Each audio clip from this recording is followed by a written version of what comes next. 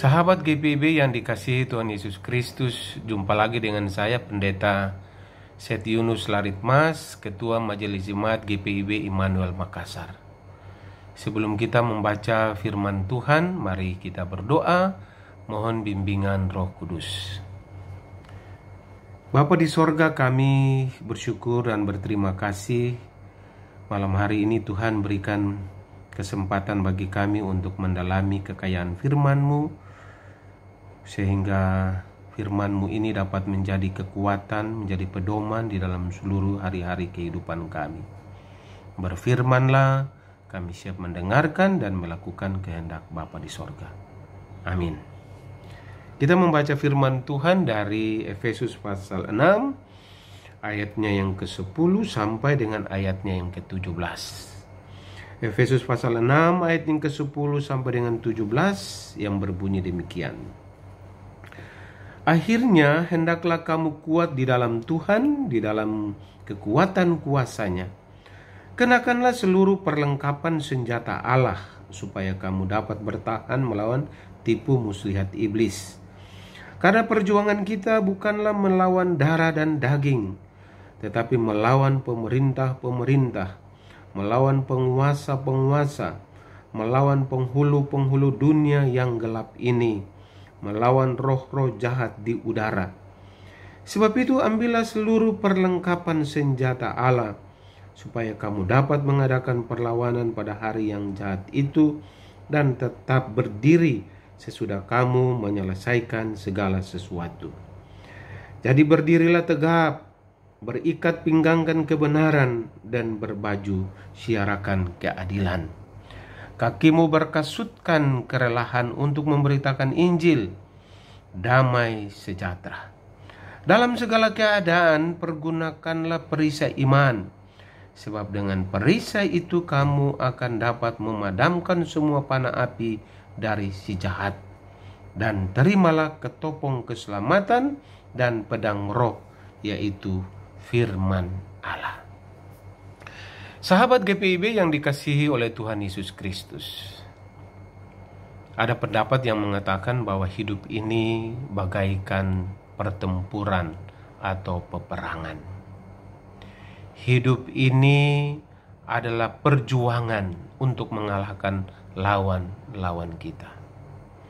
Oleh sebab itu, ketika orang masuk di dalam pertempuran atau peperangan, dua hal yang paling penting dihadapi adalah pertama, mengenal dulu siapa lawan-lawan kita, siapa musuh-musuh kita. Itu yang pertama. Yang kedua, setelah kita mengenal siapa lawan-lawan kita atau siapa musuh-musuh kita, maka kita harus sampai kepada kesiapan kita untuk bisa menggunakan senjata atau alat-alat perang kita, supaya ketika kita berhadapan dengan musuh-musuh kita, kita tidak bingung, kita tidak bisa menggunakan senjata yang akan kita pakai untuk bisa melawan musuh-musuh kita. Oleh sebab itu dua hal ini penting ketika seseorang masuk dalam pertempuran dan peperangan. Satu, mengenal musuh. Kedua adalah bisa menggunakan alat-alat perangnya, menggunakan senjata rohaninya, sama seperti Paulus katakan kepada jemaat di Efesus, bahwa musuh-musuh kamu itu bukan musuh-musuh yang bisa dilihat dengan fisik, dengan mata kepala kamu. Musuh-musuh kamu itu adalah bentuk roh-roh jahat, godaan, cobaan, yang terus-menerus datang menggoda umat Tuhan, yang terus-menerus datang itu menghasut, mempengaruhi umat Tuhan untuk lari dari segala kehendak dan perintah Tuhan. Itu roh-roh jahat, ilah-ilah dunia ini yang terus menggoda, yang terus mempengaruhi, yang terus membinasakan kita di mana saja, kapan saja, dalam situasi apa saja. Roh-roh jahat itu ada. Roh-roh jahat itu ada bukan saja di luar gereja, tetapi di dalam gereja juga. Roh-roh jahat itu terus menerus ada menggoda anak-anak Tuhan. Oleh sebab itu, di dalam ayatnya yang ke-12, Paulus katakan kepada jemaat di Efesus, karena perjuangan kita bukanlah melawan darah dan daging, tetapi melawan pemerintah-pemerintah, melawan penguasa-penguasa, melawan penghulu-penghulu dunia yang gelap ini, dan melawan roh-roh jahat di udara. Roh jahat itu ada di mana saja. Dalam keluarga kita. Roh jahat itu ada dalam pelayanan kita. Roh jahat itu ada dalam bentuk pekerjaan kita, profesi kita. Di mana saja roh jahat itu ada. Tidak bisa kita menggambarkannya secara fisik, banyak atau sedikit, kuat atau lemah. Tidak bisa kita gambarkan roh-roh jahat itu secara fisik. Tetapi kita harus dapat mengerti dan memahami bahwa Tuhan memberikan kepada kita senjata rohani atau senjata iman kita untuk menghadapi roh-roh jahat itu. Di dalam ayatnya yang ke-11 dikatakan kepada kita, kenakanlah seluruh perlengkapan senjata Allah supaya kamu dapat bertahan melawan tipu muslihat iblis. Ayat yang ke-14, apa itu senjata rohani kita melawan tipu muslihat iblis? Ayat yang ke-14 mengatakan bahwa berdirilah tegap, berikat pinggangkan kebenaran dan berbaju siarakan keadilan. Kakimu berkasutkan kerelaan untuk memberitakan Injil damai sejahtera. Dalam segala keadaan pergunakanlah perisai iman dan terimalah ketopong keselamatan dan pedang roh, yaitu firman Allah. Yang terakhir, terimalah ketopong keselamatan dan pedang roh, yaitu firman Allah. Dengan firman Allah kita dapat melawan tipu muslihat iblis. Dalam situasi dan kondisi sekarang ini, roh-roh jahat itu terus bekerja. Roh jahat itu terus ada menggoda akan kita supaya lari dari rencana dan kehendak Tuhan. Roh jahat ada bisa menggoda menghancurkan rumah tangga. Roh jahat itu ada dan bisa menghancurkan pelayanan kita. Roh jahat itu bisa menggoda kita di dalam kita menapaki hari esok kita bersama suami, istri, anak-anak atau cucu-cucu kita. Lalu kita mau mengandalkan apa dalam menghadapi godaan dan cobaan roh-roh jahat itu? Hanya ada satu, yaitu firman Allah. Firman Allah itulah yang menjadi pelita dan terang bagi jalan-jalan kita. Supaya kita ketika menghadapi segala godaan dan cobaan dalam kehidupan ini, roh Allah selalu menuntun kita. Roh Allah selalu memelihara kita. Roh Allah selalu ada bersama dengan kita, memberikan kekuatan bagi kita, memberikan kemampuan bagi kita, memberikan harapan baru bagi kita untuk menatang hari esok. Kita tidak bimbang, khawatir, kecewa. Kita tidak bisa frustrasi karena ada roh Allah, firman Tuhan selalu menemani jalan-jalan kita. Itulah senjata rohani yang kita andalkan. Tidak bisa kita andalkan kekuatan dan kemampuan manusia. Tidak bisa kita andalkan kemajuan ilmu pengetahuan dan teknologi sekarang ini. Tapi kita hanya mengandalkan firman Tuhan dalam seluruh perjalanan kehidupan kita. 76 tahun para pahlawan dan pejuang-pejuang bangsa ini merebut kemerdekaan, melawan para penjajah hanya dengan bambu runcing. Kenapa mereka bisa melawan para penjajah dengan bambu runcing? Melawan penjajah dengan senjata-senjata yang canggih, pesawat tempur, tank, dan senjata-senjata yang bisa menghancurkan musuh-musuh. Tetapi para pejuang kita, para pahlawan kita merebut kemerdekaan hanya dengan semangat kemerdekaan, hanya dengan semangat persatuan dan kesatuan. Karena dengan perjuangan itulah mereka mau sehati.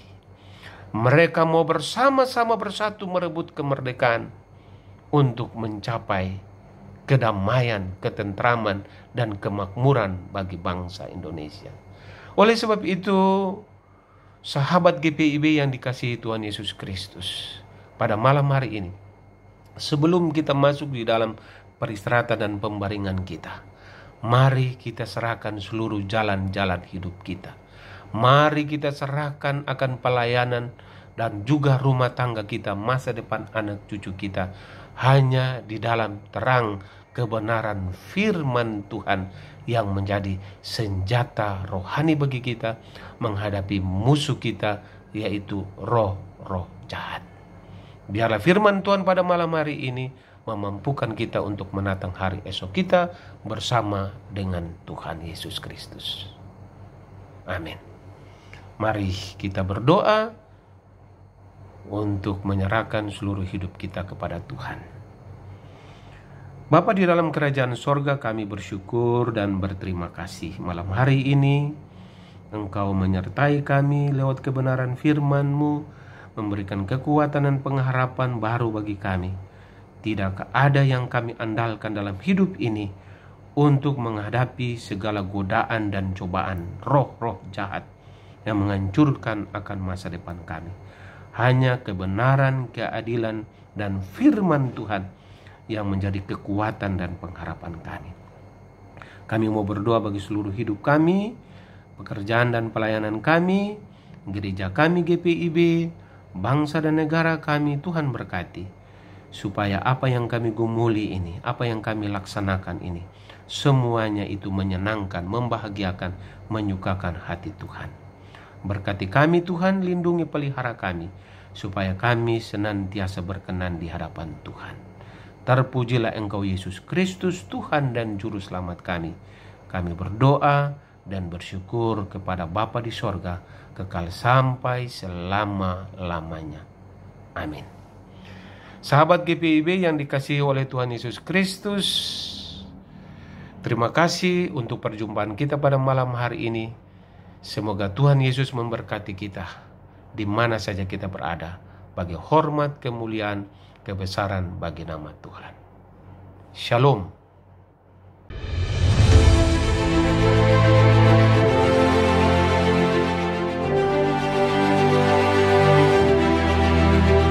Singkawang adalah salah satu kota di Provinsi Kalimantan Barat yang dikenal sebagai kota multi etnis paling toleran dan dihuni beragam suku serta agama. Kota Seribu Kelenteng ini dipilih Majelis Sinode GPIB untuk menggelar konsolidasi Departemen Germasa dalam lingkup Oikumene Gerejawi, lintas iman, sosial kemasyarakatan, dan lingkungan hidup. Mengusung tema memberdayakan warga gereja secara intergenerasional guna merawat jejaring sosial dan ekologis di konteks budaya digital, GPIB mengawali sebuah langkah baru dengan menetapkan bulan Agustus sebagai bulan Germasa GPIB. Para utusan dari 342 jemaat di 25 musyawarah pelayanan akan berkumpul di kota Singkawang pada tanggal 19 sampai dengan 23 Agustus 2023 dalam sukacita akan mewujudkan relasi di segala bidang terkait, kesaksian gereja di tengah masyarakat. Mari kita bergandengan tangan, mari kita sukseskan Konverdal Germasa tahun 2023. Tuhan menolong pelayanan kita bersama.